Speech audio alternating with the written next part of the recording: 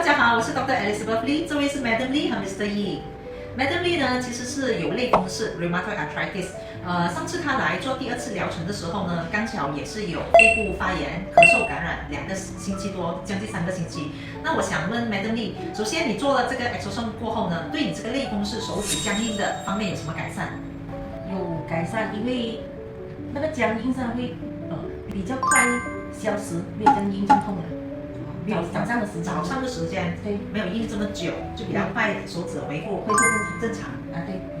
那过后呢，因为他当时来有3个星期的咳嗽嘛，肺部有细菌感染，也吃了 antibiotic 第2个 course。当天他来是刚刚发完烧过后几天我就建议他快点做 exosome 来帮助修复肺部的感染。Mr. Yi， 你发现太太做的这个 exosome 有什么分别？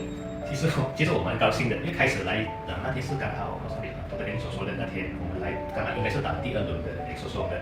那时候刚好太太就刚好发烧完，而且已经咳嗽将大概3个星期咳嗽了，已经见过2个普通医生，2个 GP 跟1个chest physician 肺部专科医生。那时候晚上其实咳嗽还是很厉害的，几乎我都那几个星期我都不大能够睡。但是他来到那天，幸好都在那里说，那天也是照打第2轮的那个 exosome， 打完之后大概4、5天之内，他的咳嗽几乎降到0，有很严重，几乎降到0。我真的很开心，我不知道，我觉得太太应该很开心，但是我觉得更开心，因为他已经辛苦了几个星期，我可能从早上起床到晚上，几乎都是在咳嗽的。但是直到exosome第2轮之后的4、5天之内，就已经几乎没有咳嗽了。我当时是Dr. 来的是支气管炎，已经是发展到支气管炎。